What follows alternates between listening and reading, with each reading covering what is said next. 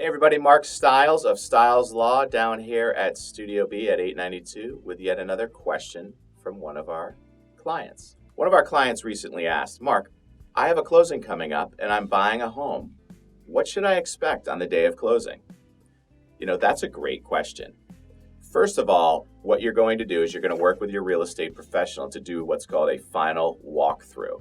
So you're going to walk through the property that you're buying to ensure that the seller of the property has effectively moved out and not done damage to the property. And if there were items that the seller promised to do, that they actually did them.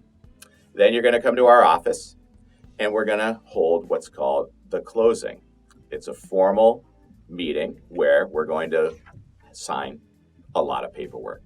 Well, what paperwork are we going to sign? First of all, there's the settlement statement. The settlement statement is the document that explains all of the money back and forth between the buyer and the seller. All of the adjustments, taxes right to the day, as well as all of the costs associated with purchasing the home. Assuming that you're obtaining financing to purchase the home, you will sign what's called a promissory note. This is the agreement between you and your lender.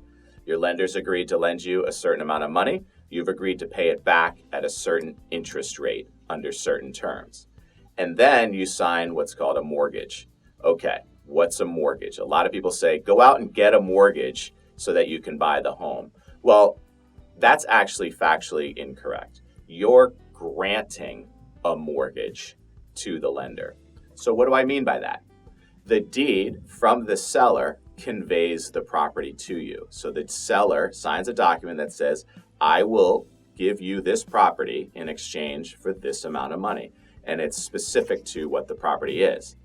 Then, as I mentioned, you sign a promissory note outlining the terms. But to make it easier for the bank, they ask you to secure that loan. What do I mean by that? That's granting the mortgage. So you have the property through the deed, and then you grant away certain rights. One of those rights is the ability for the bank to foreclose on the property should you not pay.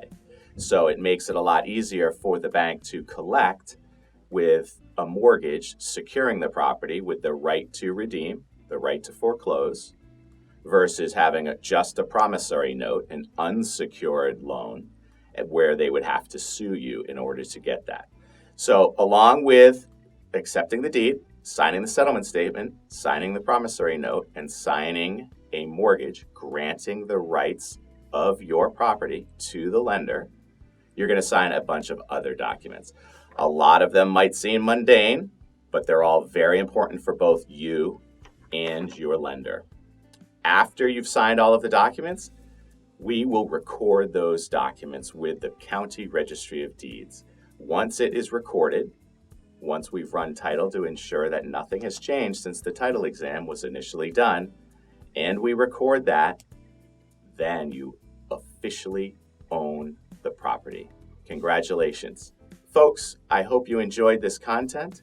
If you did, please share it with everyone and anyone, and subscribe to our YouTube channel at Stiles Law for this and many other videos. Thank you and be well.